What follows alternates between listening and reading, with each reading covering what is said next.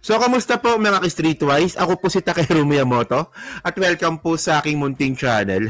So, mga kababayan, meron pong bagong statement dito si Mayor Vico Soto ng Pasig. So, ito nga po ay regarding sa sobrang paggastos nga po ng mga politician, especially nga po malamang ni Camille Villar at saka ni Amy Marcos. Kasi ito napaka-basic nito eh. Dapat ito yung mga basic na bagay na dapat po iniintindi nating mga Pilipino. Kay Mayor Vico Soto pa talaga natin ito naririnig. So, napaka-basic lang nito. Sabi nga po ni Mayor Vico Soto, pag ang politician gumastos ng malaki, kakabig pabalik yan.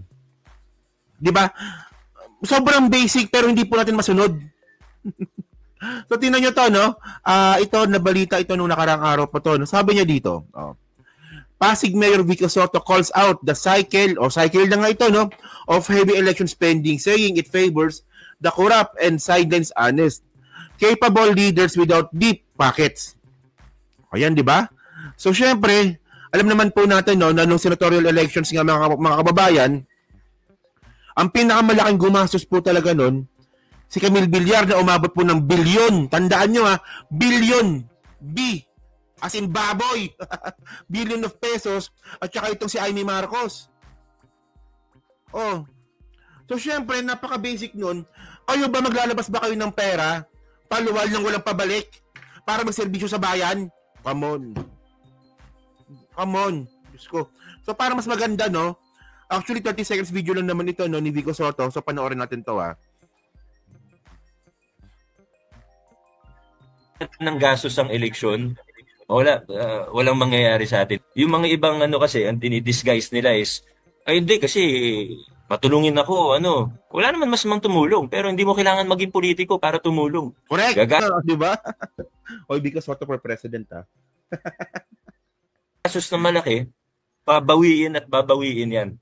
With interest. Pag nanalo. Kung naririnig nyo lang behind closed doors yung mga ibang politiko kung paano sila magkwentuhan na dito natin again, that's part of the system, the culture that we have to break as Philippines. Oh, di ba? So, ito mga streetwise, no? Alam nyo, sobrang basic nito eh. So, isipin nyo lang, no?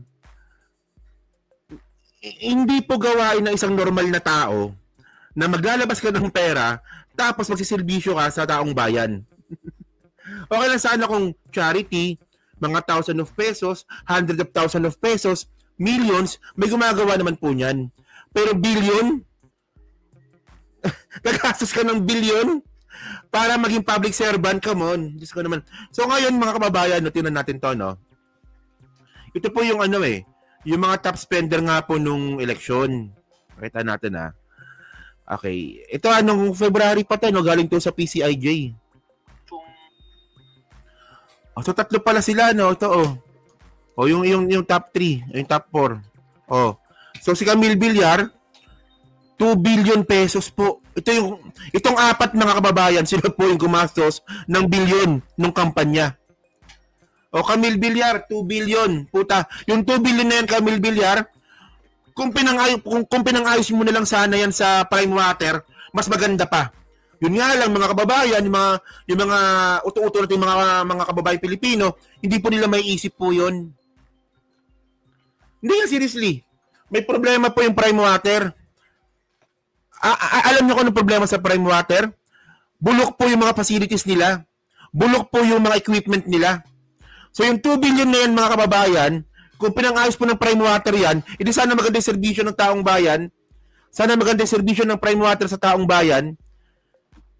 Ang ginawa, yung 2 billion, ibig na ipang-ayos sa prime water, pinang-kampanya. Come on, gising, mga putragis naman, no? Ito pa, si Babalina. Grabe si Babalina, no? 1.9 billion, ha? No February pa to, ha? Saan ba galing to? PCIJ ito, top senatorial spenders. January to December 2024 pa pala ito. Wala pang campaign period pala ito, mga kababayan. Amy Marcos, 2 billion din. Si Abby Binay din pala, laki rin pala na ginastos. 1.2 billion. Si Francis Tolentino, 1 billion din. Alam niyo yung mahirap dito na gumastos na kayo ng 1 billion, talo pa kayo. Pero ang point dito, no, Ano ba nga? Bakit tanong ko dito? Bakit meron kayong ganyang kalaking pera? Bakit meron kayong ganyang kalaking pera? Bilyon pinanggastos po sa eleksyon. Ayos no? So ngayon mga streetways, no? Kasi, konting gamit lang po ng common sense, no? Kasi magkano po ba yung sweldo ng isang senador? So sabi dito, no, the system established salary grades, no, 1 to 33, with SG 33 solely assigned to the President of the Philippines. Yung pinakamataas po na sweldo po sa Pilipinas, presidente. In government, okay. Tapos the senators and the members of the House of Representatives are assigned SG 13, salary grade 13, 31. Based on DBM's national budget, circular number 597 range from 293,000 pesos to 334,000 monthly. 334,000 monthly. Tama pa na. So yung Senate President, the President of the Senate and the Speaker of the House, however, have higher salary grade of 32. From 347,000 to 398,000. Okay. So ngayon, ano bang gusto kong ipakita dito sa inyo mga kababayan? Okay. So So tingnan nyo to yung sweldo po ng isang senador, yung regular na senador lang yung hindi Senate President pinakamataas na po yung 334,000 monthly. Okay. So ngayon, i-multiply mo to sa 12. Kasi 12, 12, di ba? Multiply mo yan sa 12. Kasi nga po, 12 months. Tapos yung 12 months po na yan, i-multiply mo siya sa 6. Kasi 6 years po yung term nila. So pumapalo lang po ng 23 million. Ang sweldo po ng isang senador sa loob po ng 6 na taon na term. Okay. So ngayon, napaka-illogical naman talaga mga kababayan na gagastos sila ng billion, tapos, ang sweldo lang pala nila, sa loob ng 6 na taon, in total, 23 million. Di ba? There's something wrong doon pa sa sistema po na yon. So ngayon, medyo mabigat talaga to, no? Kasi, una sa lahat, ako naniniwala po ako, no, na yung mga senador po na yan, pabigat lang po yan. Totoo po yun. Kasi unang-una, wala naman silang constituents. Wala pong constituents po yung mga senador. Hindi po katulad ng mga congressman, at least yung mga congressman, meron silang constituents, di ba? District 1, District 2, province of this one, province of this province. Pero yung mga senador po wala, kaya nga ang tawag nga namin dyan, 24 Republic. Kasi po yung 24 na senador po na yan, ang pinaka-nire-representa talaga ng mga yan, mga sarili po nila. Hindi po yung taong bayan. And by the way, mga streetways, no, ito, no, medyo nagalungkot tayo ng konti. So, nung tinanggal pala yung PDAF, di ba naalala nyo, di ba, nung nakaroon ng nakawan sa PDAF, nasangkot nga si Jinggoy, tsaka si Bong Revilla. Sangkot nga si Enrile dito, di ba? So natawa ako dun no? So, ngayon, tinanggal nga po ni Pino yung PDAF. Pero, syempre, hindi siya totally tinanggal. Ito, the name PDAF is gone, but the perk is still there. Before you jump for joy at the alleged abolition by President Aquino of the hated pork barrel, look again. He did not abolish the pork barrel. What he abolished was only its official name. Di ba? The pork is still there under the different name and another disguise. Kasi mga kababayan, no, ito nakita ko to balita to from saan ko nakuha to? Kalimutan ko, sa Rappler ko ata nakuha to. Fact check, Philippine Senators annual budget, not 6 billion. Okay? So sabi dito, okay, the report also shows that each senator spent between 65 million to 116 million in 2020. So ito bawat senador mga kababayan, gumastos po ng 116 million sa isang taon noong 2020. No, additionally, the GAA for 2020 shows that Senate was allocated the budget of 9.45 billion. Yung buong Senate po yan. Covering general administration and support and operations, including locally funded project. Oh. So ngayon, dito na po papasok po yung medyo tricky. Kasi nga po, tulad na sinabi ko kanina, yung mga senador nga po, wala naman constituents po yan. Pero bakit meron silang bakit meron silang local project? Nakuha niyo yung point ko, mga kababayan?